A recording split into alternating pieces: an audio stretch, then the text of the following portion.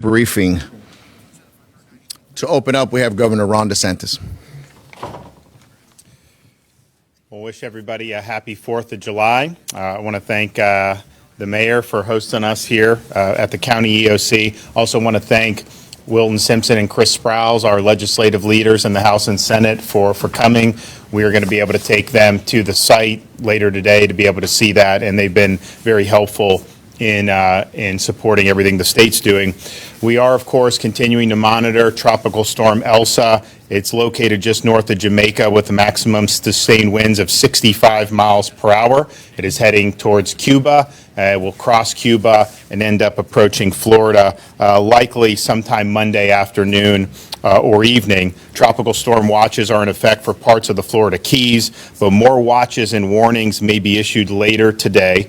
Impacts will move northward up the peninsula, into northeast Florida, the Big Bend, through Wednesday morning. It looks like it's going to be in the Gulf Coast, in southwest Florida, into Tampa Bay, and then probably enter around Pasco County area, which is where Senator Simpson is from. But obviously these tracks can change, but that's what we're looking at now, something that will ride part of the West Coast and then enter the peninsula later in the week. Impacts, please review your hurricane plans now and restock your emergency kit as needed. We are looking at, of course, storm surge. We're looking at heavy rainfall, flash flooding. There could be isolated tornadoes. And it's important to remind Floridians, in the last 4 years, we've had more people die from carbon monoxide poisoning than from direct impacts from the storms that we've dealt with, and we've dealt with a number of them. So the reminder is, in a storm like this where you could see sustained power outages, if you do have a generator, you have to operate that generator so that the exhaust is outside. You can't put it inside your house. You can't put it inside your garage. And unfortunately, we have tragic incidences every year now where folks will run those generators in an enclosed area. So please, if you do have power outage and if you have a generator that you're going to use, make sure that that exhaust is going outside your home and outside your garage. We don't want to see any other fatalities as a result of the carbon monoxide. So we're going to be continuing to monitor the storm. I think in terms of the impacts for Surfside, which we're obviously very concerned about, could see some gusts, but it has tracked west over the last day and a half, more so than the initial forecast. And so we'll just keep watching that, and we'll be ready, be prepared. But we're prepared to deal with the impacts of the tropical storm in the Keys and on the west coast of Florida. And then obviously we're going to continue with the mission in Surfside. We're supporting the demolition and anything that the county's asked for, we've supported, and we'll continue to support it. And then obviously we want to get those search and rescue folks back on the pile. Thanks. Thank you, Governor. Lieutenant Governor Jeanette Núñez. Good morning, buenos días. Primeramente les quiero desear un feliz Día de la Independencia. También le queremos agradecer al senador Simpson y al representante Chris Sprouse del liderazgo de la Cámara y del Senado por estar aquí con nosotros hoy día. Como indicó el gobernador ayer, él firmó la orden ejecutiva con respecto a lo que es la tormenta tropical Elsa. Debido a la amenaza, todavía no se sabe la severidad de la tormenta y estamos preparados. Queremos de nuevo reiterar que los condados Charlotte, Citrus, Collier, DeSoto, Hardy, Hernando, Hillsborough, Lee, Levy, Manatee, Miami-Dade, Monroe, Pasco, Pinellas y Sarasota, todos esos condados son parte de la orden ejecutiva. Actualmente Elsa se encuentra al norte de Jamaica con vientos de 65 millas por hora. Estamos obviamente preparados del riesgo de tornados, lluvias e inundaciones, y también las vigilancias de tormenta tropical están vigentes para los Cayos. Estamos obviamente monitoreando a ver cómo eso va a impactar. Sabemos que tal vez va la trayectoria a ir hacia el oeste, y de nuevo estaremos monitoreando y informando debido a los cambios. Los impactos, como dije, en la península, al norte, noroeste, y también les pedimos a todos los floridanos en este momento que siguen monitoreando y que estén preparados. Vuelven a revisar sus planes y asegurar sus equipos de emergencia. El gobernador indicó que hemos visto lamentablemente personas fallecidas debido a los generadores que ponen dentro de sus casas. Le vamos a volver a recordar, eso no es recomendado. Por favor, no los generadores dentro de sus casas. Y de nuevo, siguen las instrucciones del condado con respecto a la tormenta. Muchas gracias. Thank you, Lieutenant Governor. Miami-Dade County Mayor Dania Levine Cava.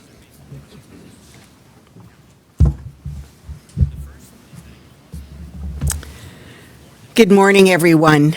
Here we are on the beginning of day 11, and of course, it's also July 4th. This is not an Independence Day like any we have ever experienced before. I want to thank the governor, the lieutenant governor for having been with us daily, and our Senate President, our Speaker of the House for joining us and showing your support, and for everyone who's here with us at the Emergency Operations Center. We have activated here because of the possible impacts of the storm as the operation continues full steam ahead in Surfside. The number of confirmed deaths remains the same this morning, 24, and all 24 next of kin have now been notified. 191 people are accounted for, 121 not accounted for. I want to remind you that the detectives are continually auditing our list to verify the numbers, and so this is very fluid, and we are sure these numbers will continue to change. Our demolition team began their work yesterday, and they were back on the site early this morning as preparations are underway for this demolition. As we mentioned yesterday, the search and rescue effort did have to pause temporarily while the preparation is taking place. This is to ensure the safety of our first responders on site, given that we have ongoing concerns about the standing structure. So as soon as the preparation is ready, the site is secure, and the team is ready to go, we will begin the demolition. As both the governor and I have made clear, our top priority is that the building come down as soon as possible, no matter what time that occurs, and as safely as possible. Bringing down this building in a controlled manner is critical to expanding our scope of the search and rescue effort and allowing us to explore the area closest to the building, which has currently not been accessible to our first responders, given the great risk from this building, which is insecure. So as soon as the building does come down, when the site has been deemed secure and we are given the all clear, which should happen very shortly after the demolition, our search and rescue teams will immediately resume their operations on the pile and continue their search. We are, of course, continuing to closely monitor the progress of the possible impacts of Tropical Storm Elsa, as hazardous weather conditions could force us to temporarily pause work again for the safety of the first responders, and we pray for limited impacts of the storm in Surfside so that we can continue unimpeded by the storm. I want to stress that we do not know a specific time that the demolition will occur. The team is working as quickly and as safely as possible to prepare the building, and as soon as we have more specific information, we will share that with all of you. All of the families have been informed about the impending demolition and how it's proceeding, both the families of those who are missing their loved ones and the ones who have survived this tragedy. We've already created a very thorough process for cataloging of any personal items that we find in the efforts, and we will continue to use the same great care with items that we identify following this demolition. We've been actively searching for days for any pets that remain in the building. We know these are family members and beloved, and we will provide a full update on those efforts in our next briefing. I also want to provide an important safety update related to the surrounding area. The team is using a method of demolition called energetic felling. This uses small, strategically placed detonations and relies on the force of gravity to bring the building down in place right on this footprint. And the collapse area is confined to the immediate area around the building. However, dust and other particles are an unavoidable byproduct of all types of demolition, and as a precautionary measure, we are urging residents in the immediate vicinity to please stay indoors during the demolition, and we will give you a window later of when that might be. We encourage you to close all of your windows, your doors, and all air intakes, and cover any other openings that may allow dust to enter your apartment, house, or building. We're also creating a secure perimeter to prevent people from getting too close to the demolition site. We need your cooperation to keep our community safe and to minimize inconvenience during this process. As we continue to monitor for the potential impacts from Tropical Storm Elsa, all necessary county preparations have been made and our departments are activated and ready. We continue to encourage all of our residents to stay prepared and stay safe this weekend. A reminder that you can get all updates, up-to-the-minute updates at miamidade.gov/hurricane, and our 311 emergency line is expanded hours available from 8 a.m. to 7 p.m. for any questions. July 4th is ordinarily a time to gather with our loved ones and to celebrate our freedom and our independence. And this year, the holiday looks very different as our thoughts are with the victims of this terrible tragedy, those who've lost their lives, those who've lost their homes, and those who've lost people they love. But through this grief and through this loss, the rain, the smoke, and all of the other obstacles that have been thrown our way, a clear picture emerges of what it means to be American. The story of our nation is a story of everyday men and women who summon great strength and resolve to face incredible challenges and to do things that have never been done before. That story has been written throughout the pages of our history, and now it's being written right in Surfside. It's been written by the extraordinary men and women of our search and rescue team, the first responders who ran directly into the collapsed building to pull people out, and those who've been risking their lives for others without pause or question for the last 11 days. It's been written by all of those who've rallied and all of those who've come together in a time of unspeakable grief and great need. This July 4th, we're reminded that patriotism isn't just about loyalty to country, it's about loyalty to one another, to our communities, to those in need, whose names or stories we may not know ever, but to whom we are connected by compassion and by resilience. We have seen more than ever how, at the end of the day, we really have each other. That is what we have, each other. I truly am grateful for that. So this 4th of July holiday, I hope you'll be able to take a moment and tell the people in your life how much you love them, how much you appreciate them. Celebrate the values of loyalty, of justice, and generosity of experience that we hold so dear as Americans. Thank you, and God bless. Buenos días a todos. Aquí estamos al comienzo del día 11. Y, por supuesto, también es el día 4 de julio.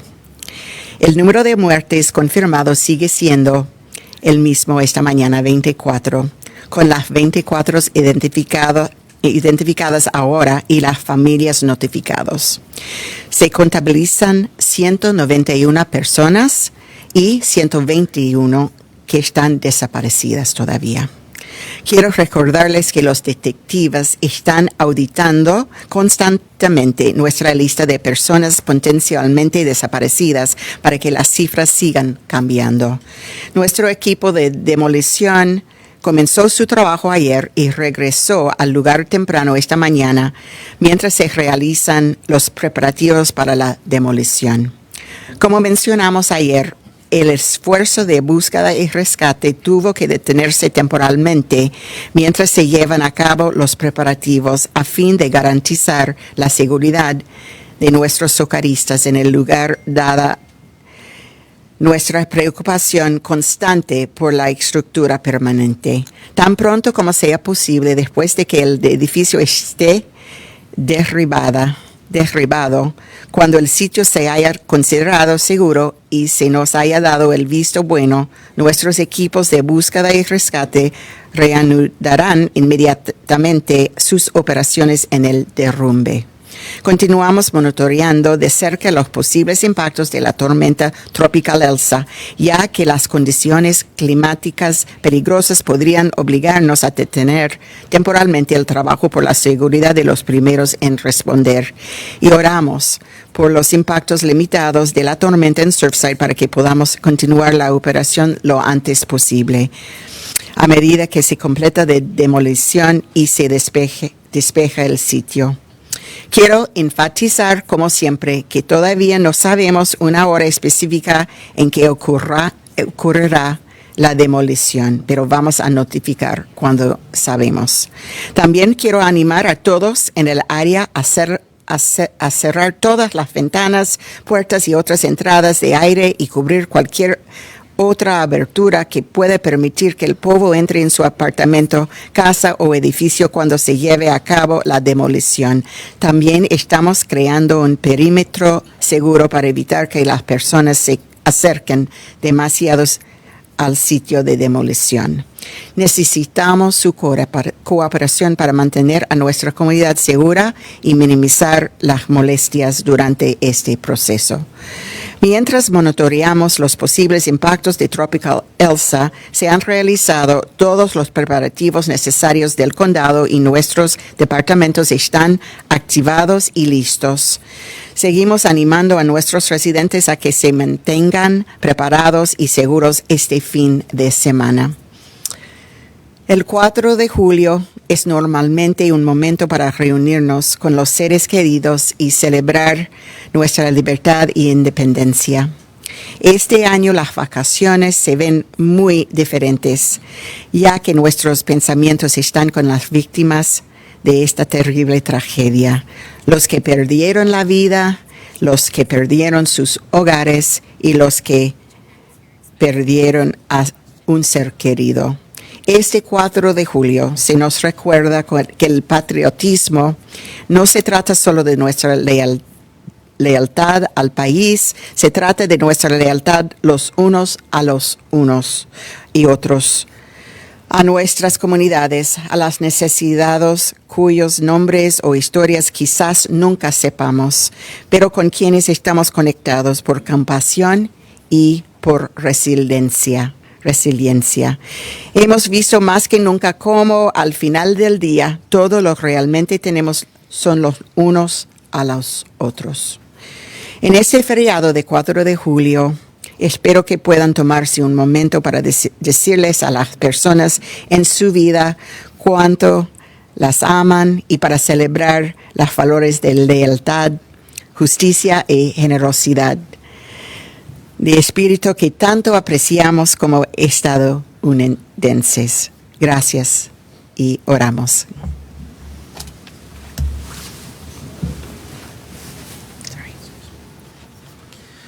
Thank you, Madam Mayor. Chairman for the Board of County Commissioners, Commissioner Jose Diaz. Thank you. Madam Mayor, your words are profound and very appreciated, especially when we live in the greatest country in the world. And today we celebrate the independence. Unfortunately, in Dade County, not many people are celebrating due to the tragic loss of life. But we still are inspired due to the freedom that we share, that so many men and women are fighting every day to make sure that freedom stays intact.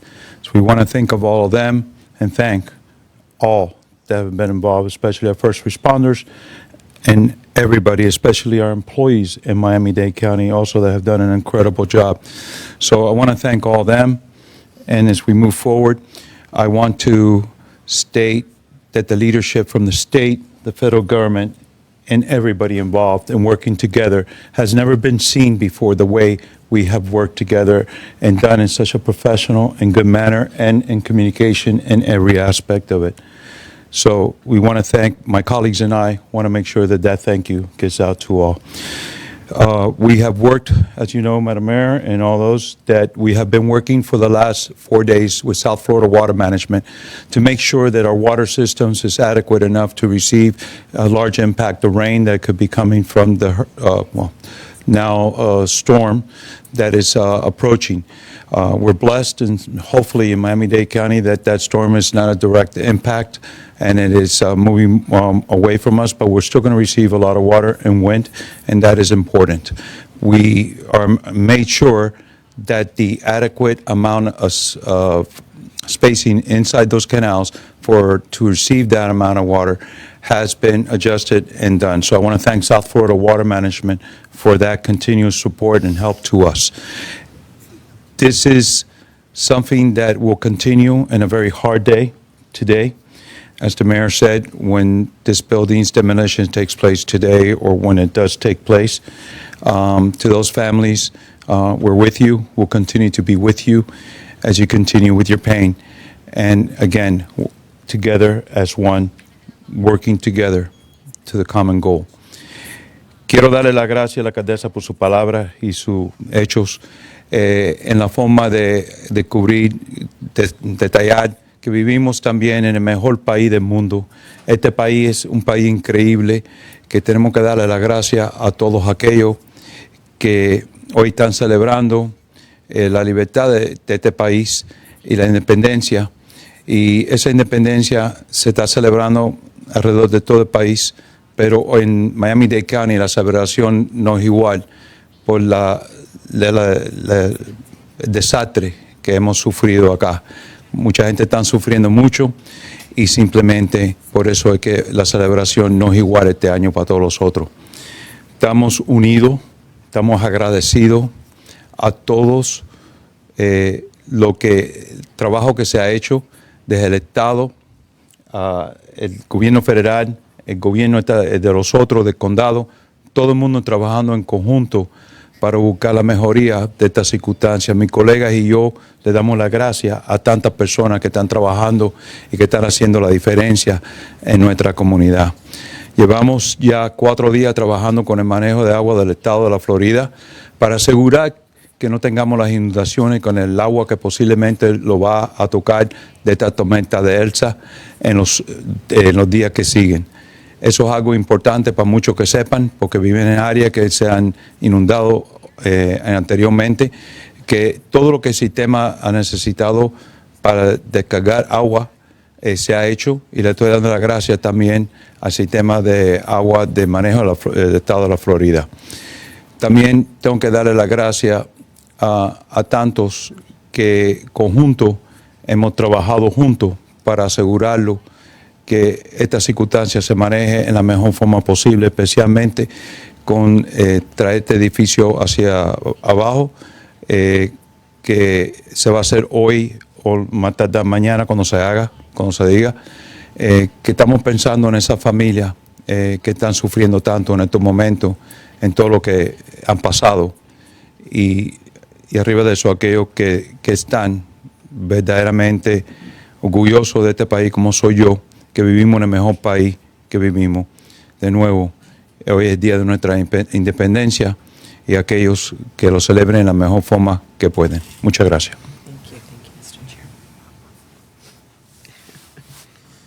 Thank you, Mr. Chairman. National Weather Service, Robert Moliere. Good morning. We're continuing to closely watch Tropical Storm Elsa, and the forecast is still for the storm to move over the Gulf of Mexico on late Monday night and Tuesday. So for South Florida, that means that we still have the potential for some wind gusts to tropical storm force. That would be for Monday and for Tuesday. Depending on how close the storm tracks to South Florida, then that potential for strong winds could increase further. But for now, at the very least, the potential for some wind gusts to over 40 miles an hour, with some of these showers that'll be increasing during the day tomorrow as well as on Tuesday. We also have the threat of heavy rainfall, which could could cause some localized flooding, and again, that time frame is also for Monday and Tuesday. There are no tropical storm watches in effect for Southeast Florida, including Miami-Dade County. However, we're continuing to closely monitor the situation, and with each forecast, we'll be potentially updating that information. But again, for now, there are no watches in effect for Southeast Florida. But we still need to continue to watch the situation closely and be prepared for those gusty winds and heavy rainfall tomorrow and Tuesday. Thank you. Brevemente en español, seguimos siguiendo la tormenta tropical Elsa, el progreso del sistema, sobre todo ya cuando para el día, para mañana y el martes, cuando la tormenta se debe estar moviendo hacia el norte, cerca de la costa oeste de la Florida. Para el condado de Miami-Dade se esperan ráfagas de vientos posiblemente aproximándose a fuerzas de tormenta tropical o 40 millas por hora, tan pronto como el día de mañana y continuando el día martes. Estas ráfagas van a ocurrir con los aguaceros que van a moverse sobre la zona. También lluvias fuertes son posibles mañana y el martes que pudieran provocar inundaciones localizadas. No hay vigilancia en estos momentos oficial en cuanto a tormenta tropical para el sureste de la Florida. Sin embargo, debemos de continuar monitoreando muy de cerca la situación con cada pronóstico que se emite, y si algo cambia, obviamente los vamos a dejar saber. Gracias. Thank you, Mr. Moliere. Division Director for the Office of Emergency Management, Deputy Incident Commander Charles Sorel.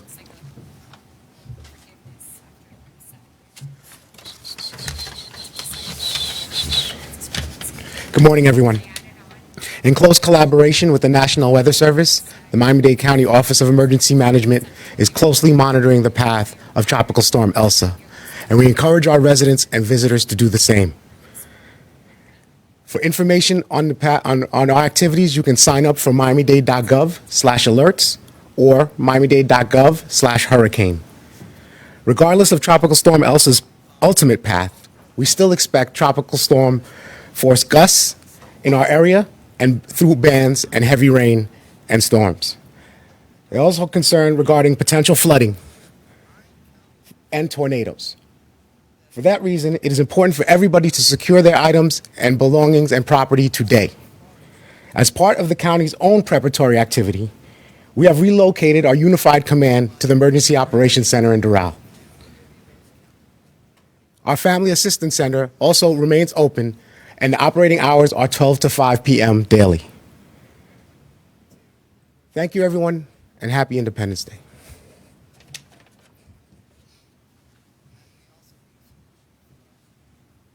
Thank you, sir. In Spanish for the Deputy Incident Commander, Miami-Dade Fire Rescue Director of Media and Public Relations, Erica Benitez. Muy buenos días. Continuamos monitoreando la tormenta Elsa y alentamos a todos los residentes del condado de Miami-Dade que hagan lo mismo. Puede registrarse si necesita recibir actualización o información sobre esta tormenta visitando miamidade.gov/alerts o miamidade.gov/hurricane en inglés. También puede llamar a nuestro centro del condado al 311, que está abierto de 8 de la mañana a las 7 de la noche. Independientemente de la trayectoria final de esta tormenta, todavía esperamos ráfagas fuertes de tormenta y bandas de lluvia. También existe preocupación en respecto a inundaciones, marejadas ciclónicas y tornados en gran parte del sur de la Florida. Por esta razón es muy importante que todos en sus hogares aseguren su propiedad y también sus pertenencias hoy mismo si es posible. Como parte de nuestra actividad preparatoria del condado, hemos trasladado nuestras operaciones al Centro de Operaciones de Emergencia en El Doral. Y aunque hemos detenido temporalmente la misión de búsqueda y rescate, nuestro Centro de Asistencia Familiar permanece en pleno funcionamiento y seguirá brindando los servicios necesarios para las familias que lo necesiten. Hoy el Centro de Asistencia Familiar estará abierto de 12 de la tarde a 4 de la tarde y mañana volverá a estar abierto entre las 12 de la tarde y 5. Mil gracias. Thank you, Erica. Florida Division of Emergency Management Director Kevin Guthrie. Good afternoon. The state of Florida continues to remain engaged in the incident here in Miami-Dade with the Surfside building collapse. All state agencies are still represented here in some way, form, or fashion, even though we are also responding to Tropical Storm Elsa. For the Federal Emergency Management Agency, I'll report that they have had 75 individual assistance applications for individuals impacted by this storm. Moving to Tropical Storm Elsa, as the governor has said, more people pass from our post-disaster, or what we call indirect deaths related to tropical cyclones in the last 4 years than those associated with direct deaths. So please heed the governor's warning, heed your local emergency manager's warnings on the safe operation of generators, safe operation of chainsaws, removing limbs and things that are off of ladders. Please heed those warnings. As we get ready to start honing in on the area around Tampa Bay area, as well as the Nature Coast and Big Bend, I would encourage people now to, again, start picking up their limbs, make sure that those are secured, those items are secured around your area, around your home. This area is very susceptible to large live oaks, water oak type trees that will bring down power. Again, be ready to be without power for an extended period of time, even though this is a tropical storm. We've had a lot of rain, a lot of water into that central area of Florida over the last 10 to 15 days. So please be ready for those types of problems as we face Tropical Storm Elsa.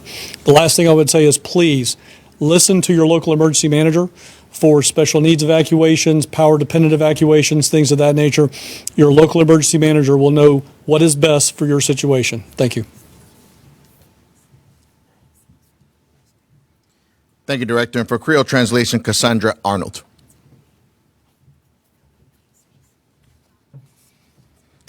Alors, nom c'est Cassandra Arnold, directeur service résidentiel et directeur affaires haïtien.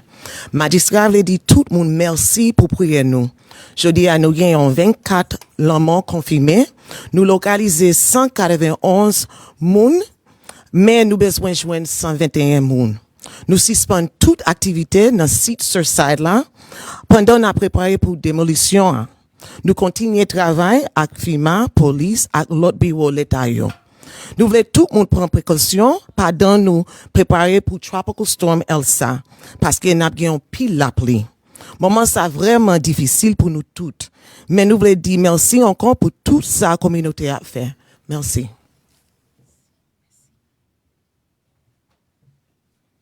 Thank you, Cassandra.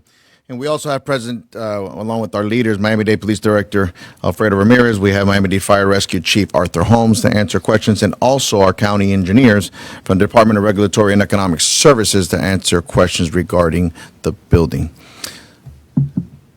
Any questions to start off? Ma'am, please address who it's going to be to. Yes, it would be for Commissioner Diaz, please. Judy Block, ABC News. When you talk about this, the water management coming and working out, removing water from the area, can you get into some detail on how that works? And then specifically, are they doing something around the building site to ensure that that area has been treated to remove water? South Florida Water Management's job is to make sure they monitor and move the waters around South Florida. They do it through canals, gates, the gates and canals and structures that make sure those waters are held or released depending on the need. Their sole job is to make sure that the adequate amount of waters and retention is done. For many years, we've had a great relationship with them in making sure that we don't have an abundance of water in these canal systems, because that way, if there is abundance of water and we have the large rainstorms that come in, then the water just moves onto people's properties, into their houses. So therefore, working together with them, we are able to make sure that the water is expedited in the fastest process when a storm is approaching into the ocean and away from the possible flooding situations. As to the site is close to the ocean, and it doesn't really affect the canal systems as needed, but other things do. But working with them, and I appreciate it to the governor and to everybody in the state, the work that they do. And for us, it's very important, because a storm like this that brings a lot of water, that could bring 12 to 14 inches of water, will be devastating for us, especially if it's done in such a fast magnitude. So by them doing what they do, it makes our life a lot better. Thank you, ma'am. Mayor, more than 12,000 people signed a petition to stop the demolition until the last pet is rescued. What do you want to say about it? So we are putting together a detailed description of all of the efforts that have been made to rescue pets from this building, which have been very substantial and have continued. So we'll be reporting more about that at our next briefing, and can assure everybody, as I, who love their pets, that every effort has been made and is being made to save pets in the area. Mayor, Governor, Vaughn with NBC. What is the level of confidence that this building will be demolished in its controlled, defined area? So we do have some engineers here who could speak possibly, but we have been assured that this company that is doing the demolition has done this safely in other areas within a defined footprint. The footprint has been defined, and we will be reporting the details of that to you. And if I could, to what extent are you concerned after the demolition? To what extent are you concerned about the storm impacting that rubble site and potential debris flying through the community? At this time, because we're looking at possible tropical storm force gusts, I think we feel confident that we're in good shape, but I certainly defer to our weather, our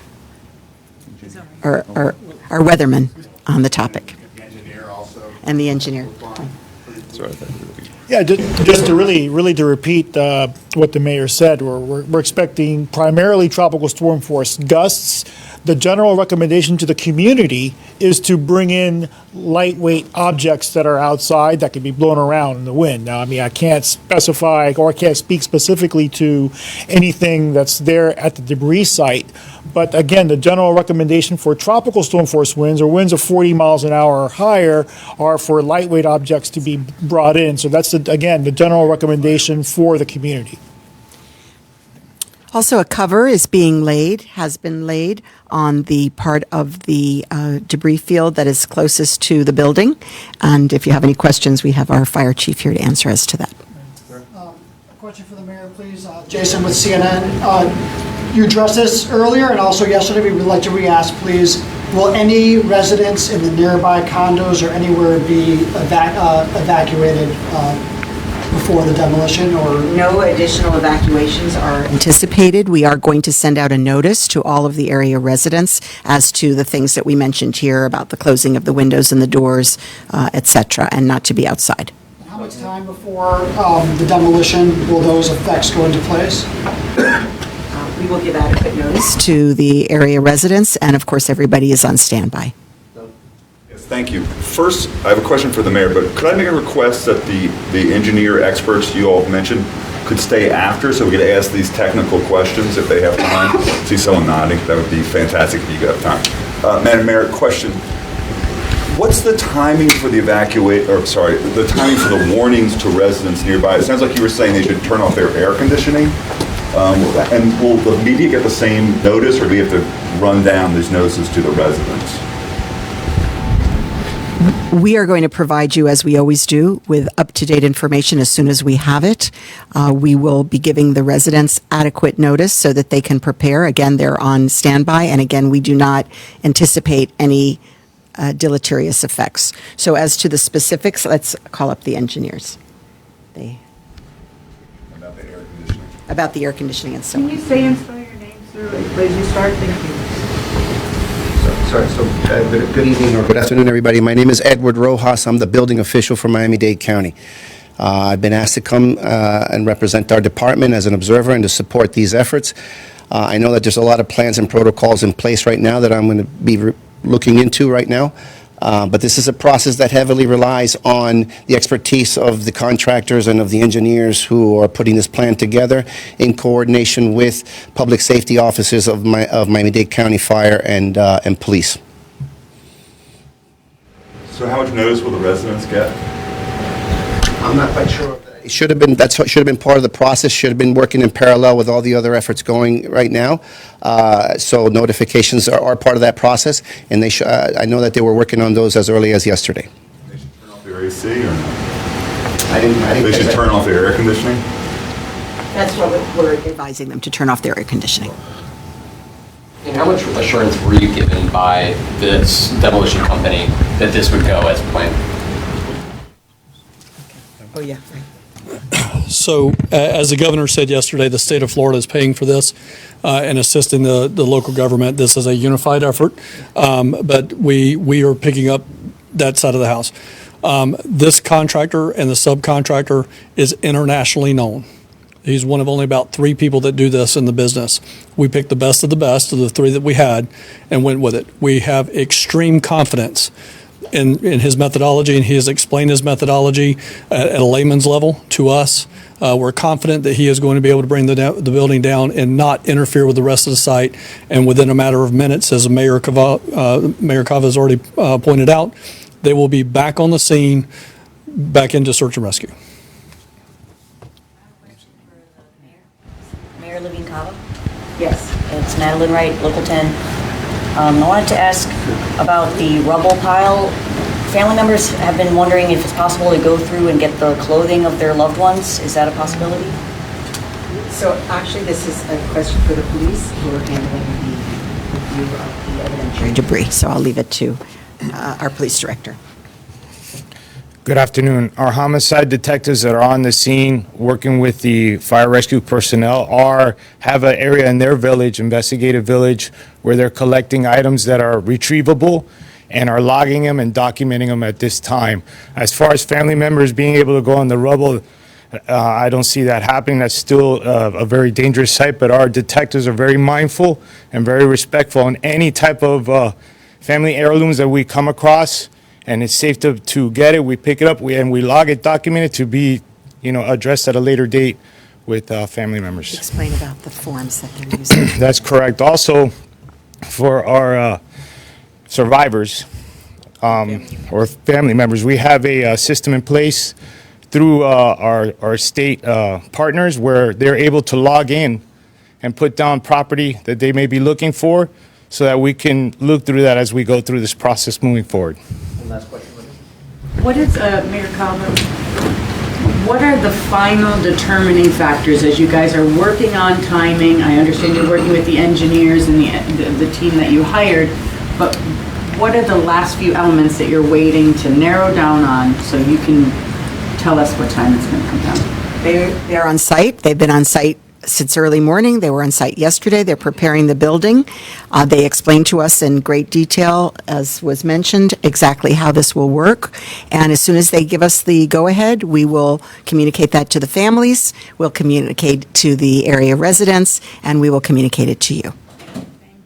Mayor Burkett said this morning that number was 80% of the way there. Is that a number that we should